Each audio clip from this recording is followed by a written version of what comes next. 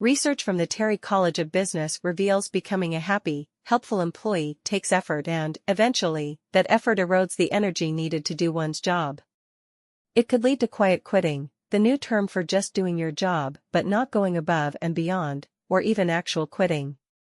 The more people adjust their moods to be happy, the fewer emotional resources they have at the end of the day.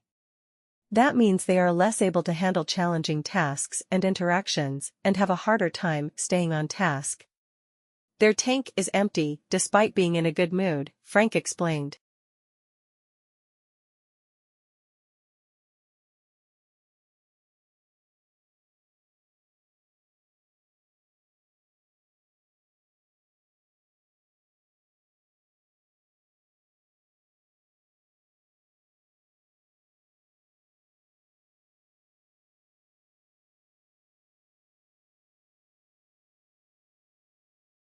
I do not think I am twisting the usual meaning of drama if I define it as a presentation before spectators by performers who take on roles and who interact with each other to further a story or a text intended for such presentations. This is intended as a working definition simple enough to be recalled easily. Indeed, it is so simple that I should point out that it makes one or two distinctions that are perhaps not immediately obvious. First, to say that performers take on roles leaves open the possibility that they are not within the roles to other performances as such alternative phrases as performers in character or characters represented by actors do not.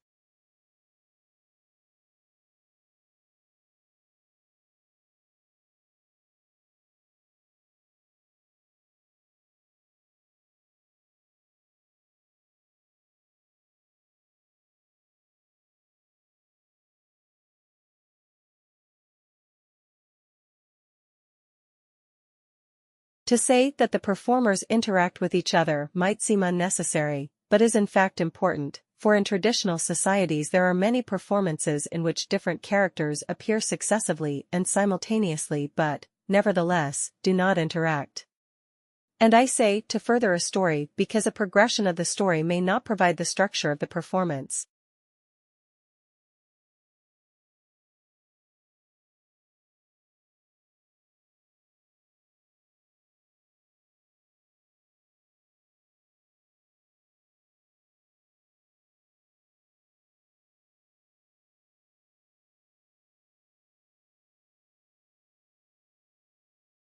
According to BT's futurologist, Ian Pearson, these are among the developments scheduled for the first few decades of the new millennium, a period of 1,000 years, when supercomputers will dramatically accelerate progress in all areas of life. Pearson has pieced together the work of hundreds of researchers around the world to produce a unique millennium technology calendar that gives the latest dates when we can expect hundreds of key breakthroughs and discoveries to take place. Some of the biggest developments will be in medicine.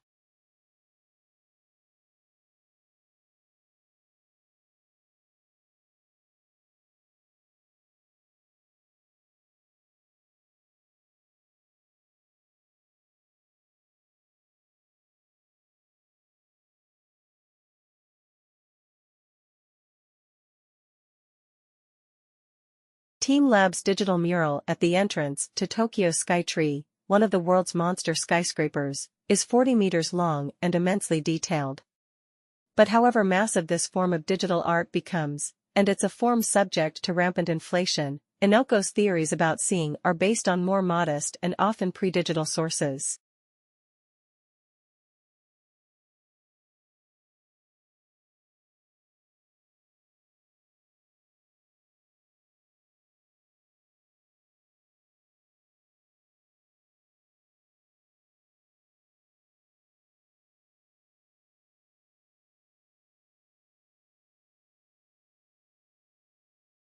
An early devotee of comic books and cartoons, no surprises there, then computer games, he recognized when he started to look at traditional Japanese art that all those forms had something in common, something about the way they captured space.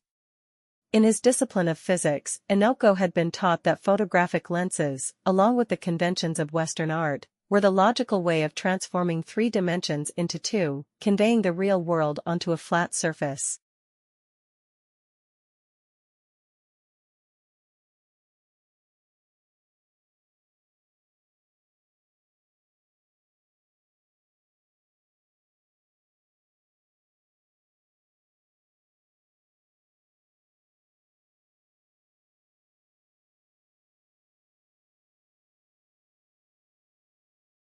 Roman poet Ovid wrote that there is nothing constant in the universe.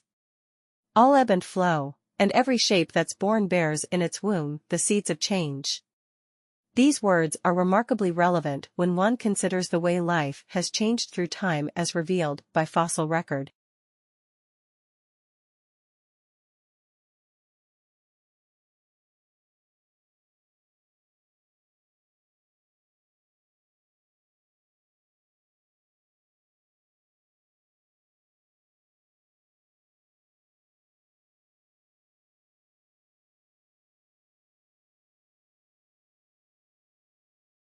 The concept of health holds different meanings for different people and groups.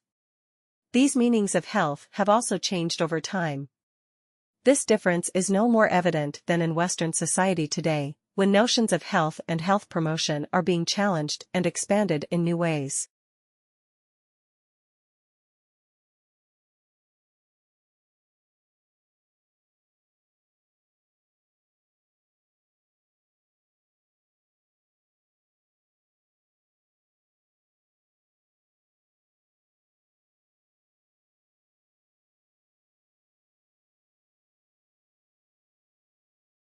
Right now, a new technological wave of digitalization and smart automation, combinations of artificial intelligence, robotics, and other technologies, is fundamentally transforming the way we work, at an unprecedented pace. For example, data analytics, the Internet of Things, and drones are already used in many industries to make production processes better, faster, and cheaper. We already see shifts in the structure of employment, in industries, tasks, educational levels, and skills.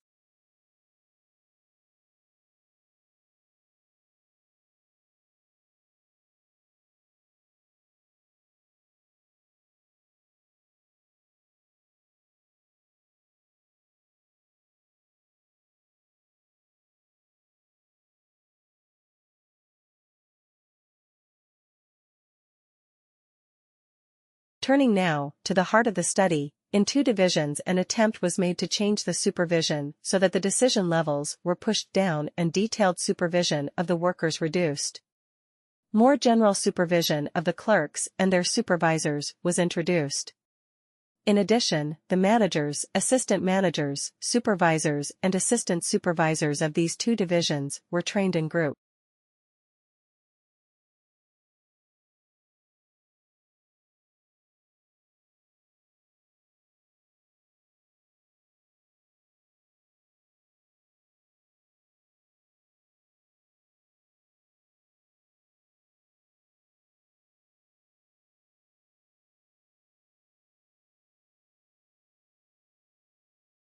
In 1868, botanist Jules-Émile Planchen unmasked the culprit behind a national crisis. For 5 years, a blight had been stealing across France's vineyards. Its cause was invisible, its spread inexorable. Always it followed the same pattern. First a single vine would wither, then a circle of plants. Entire vineyards were wiped out within years.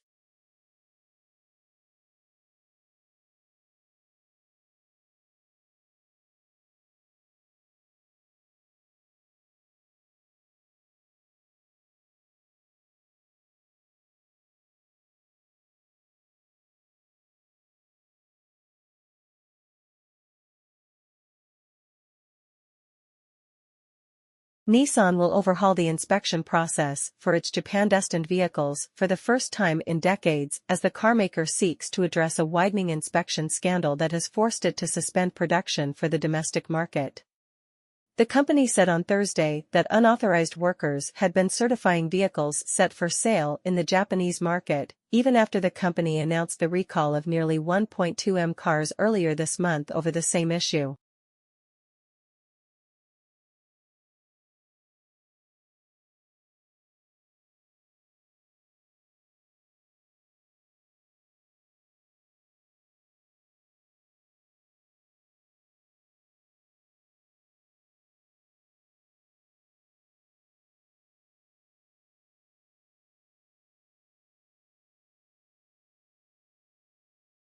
With investors increasingly concerned about Japan Inc.'s adherence to standards, concerns that were most recently inflamed by the Kobe Steel data falsification scandal. The news pushed Nissan shares down 1.6% on Friday, and also weighed on the prices of its suppliers.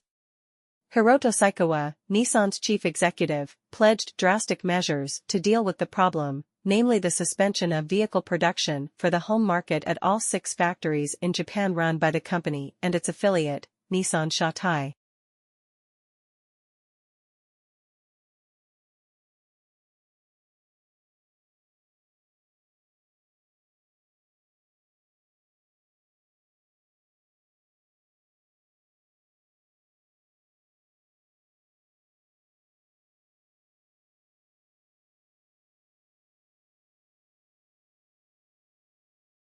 Academic writing is an expression of logic that is the product of thinking. This means that the writing that you produce is a reflection of your intellectual abilities. It puts into words your knowledge and your conceptual understanding and shows evidence of your ability to think critically. In any given population, about 10% of the people are left-handed, and this figure remains relatively stable over time.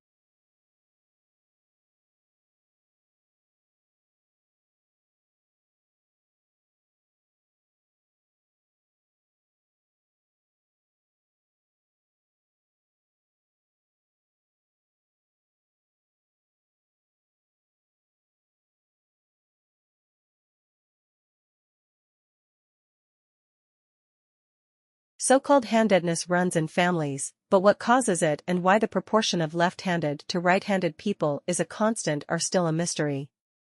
One thing we do know is that hand dominance is related to brain asymmetry, and it seems to be generally agreed that the human brain is profoundly asymmetric, and that understanding how this works will tell us much about who we are and how our brains work.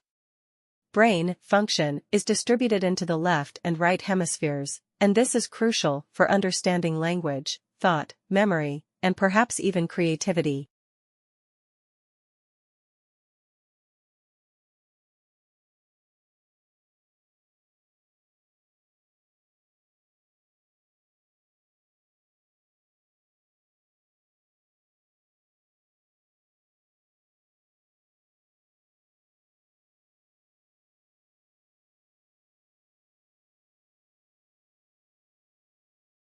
For right-handed people, language activity is mainly on the left side.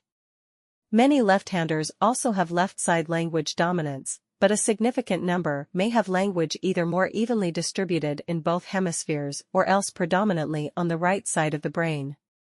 Because left-handedness is seen as a key to the complex anatomy of the brain, scientists are searching for links to other conditions, including immune disorders, learning disabilities, and reduced life expectancy.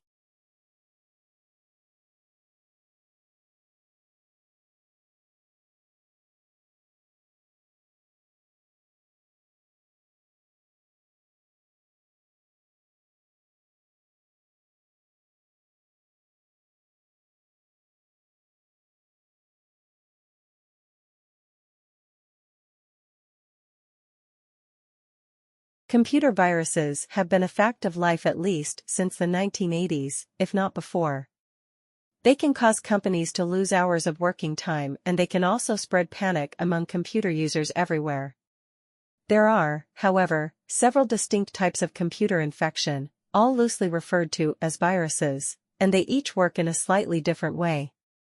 A particularly nasty one is the worm, which is a program designed to sneak its way into an entire computer network and reproduce itself over and over again.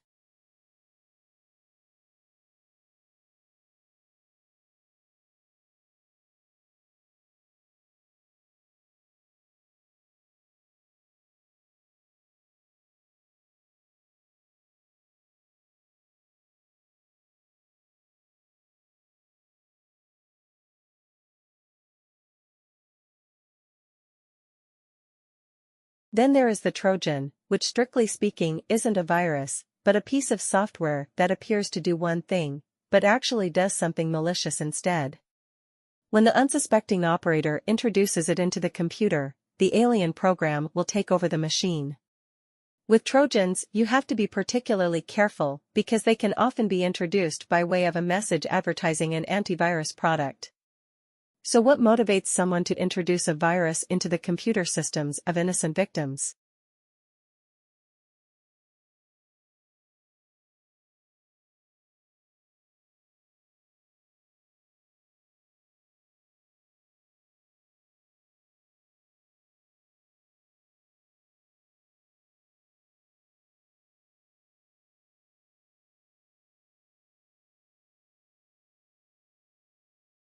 The heart functions as a pump at the center of the circulatory system.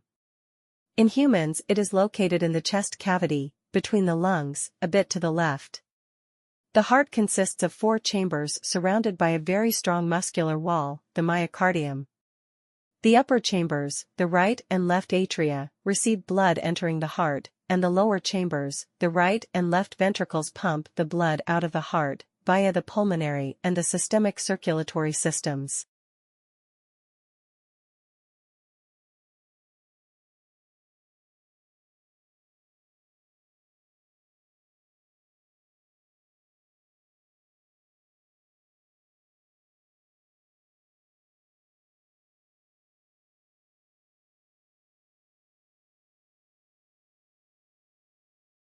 The two systems work as follows.